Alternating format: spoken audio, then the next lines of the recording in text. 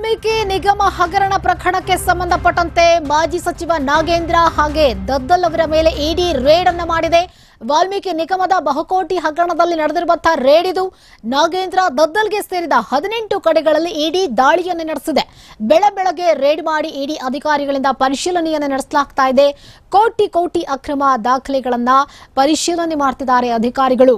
SIT ವಿಚಾರಣೆಯ ಹೊತ್ತಲ್ಲೇ ಮಾಜಿ ಮಂತ್ರಿ ಹಾಲಿ ಎಂಎಲ್ಎಗೆ ಇಡಿ shock ಕೊಟ್ಟಿದೆ. ಇವತ್ತು ವಿಚಾರಣೆಗೆ ಹಾಜರಾದಂತ ಸಂದರ್ಭದಲ್ಲಿ ಈ ರೇಡ್ ನಡೆದಂತ ಸಂದರ್ಭದಲ್ಲಿ ವಶಪಡಿಸಿಕೊಂಡಿರುವಂತಹ ದಾಖಲೆಗಳ ಬಗ್ಗೆಯೂ ಕೂಡ ವಿಚಾರಣೆಯನ್ನ ಮಾಡ್ತಾರೆ. ರಾಜ್ಯ ಸರ್ಕಾರ ನಾಗೇಂದ್ರ ದದ್ದಲ್ ಅವರನ್ನ ರಕ್ಷಿಸ್ತಾ ಇದೆ ಎನ್ನುವಂತ ಆರೋಪ ಬಂದಿರುವಂತಹ ಹೊತ್ನಲ್ಲೇ ಈ ಒಂದು ರೇಡ್ ನಡೆದಿರುವಂತದ್ದು. ನಿನ್ನೆ ಎಸ್ಐಟಿ ಮುಂದೆ ವಿಚಾರಣೆಗೆ ಹಾಜರಾಗಿದ್ರು ಇಬ್ರು ಸ್ಟೇಟ್ಮೆಂಟ್ ಅನ್ನ ಕೊಟ್ಟಿದ್ದಾರೆ.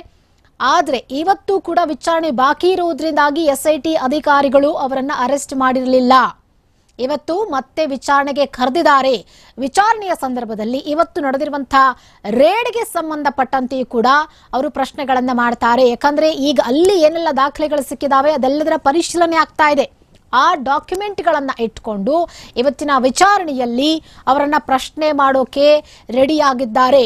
ಇಡಿ ಅಧಿಕಾರಿಗಳು ಕೊಟ್ಟಂತ ವರದಿಯನ್ನ ಎಸ್ಐಟಿ ಅಧಿಕಾರಿಗಳು ಇಟ್ಕೊಂಡು ಕೂಡ ಪ್ರಶ್ನೆಗಳನ್ನ ಇವತ್ತು ಮಾಡಲಿದ್ದಾರೆ.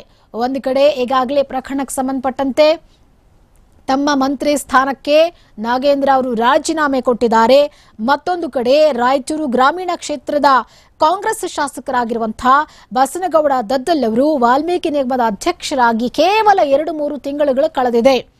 ಅಷ್ಟರಲ್ಲಿ ಈ ಒಂದು ದೊಡ್ಡ ಮಟ್ಟದ ಹಗರಣ ಇಬ್ಬರೂ ಗಮನಕ್ಕೆ ಬರದೆ ಹೇಗೆ ನಡೀತು ಅನ್ನುವಂಥ ಒಂದು ಪ್ರಶ್ನೆಗಳಿಗೆ ಉತ್ತರವನ್ನ ಪಡ್ಕೊಳ್ಳುವಂಥ ನಿಟ್ಟಿನಲ್ಲಿ ಎಸ್ಐಟಿ ಅಧಿಕಾರಿಗಳು ಸುಮಾರು 11 ಜನರನ್ನ ವಿಚಾರಣೆಗೆ ಒಳಪಡಿಸಿದ್ದಾರೆ.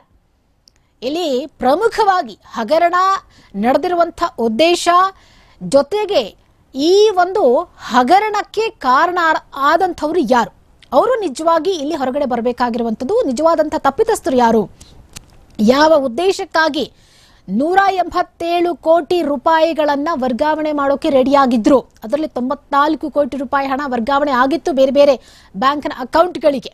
ಬ್ಯಾಂಕ್ನ ಸಿಬ್ಬಂದಿಗಳು ಕೂಡ ಕಂಪ್ಲೇಂಟ್ ಕೊಟ್ಟಿದ್ದಾರೆ ಸಿಬಿಐಗೆ. ಎರಡೂ ಕಡೆ ವಿಚಾರಣೆ ಆಗಬೇಕಾಗಿದೆ. ಒಂದು ರೀತಿಯಾಗಿ ಬ್ಯಾಂಕ್ನವರಿಂದ ಆಗಿರುವಂತಹ ಕಂಪ್ಲೇಂಟ್ಗೆ ಸಂಬಂಧಪಟ್ಟಂತಹ ವಿಚಾರಣೆ ಆದರೆ, ಮತ್ತೊಂದು ಕಡೆ ಸರ್ಕಾರದಿಂದ ನೇಮಕವಾಗಿರುವಂತಹ ಎಸ್ಐಟಿ ಅಧಿಕಾರಿಗಳು ಈ ಪ್ರಕರಣದ ಜಾಡನ್ನ ಹಿಡಿದಿದ್ದಾರೆ.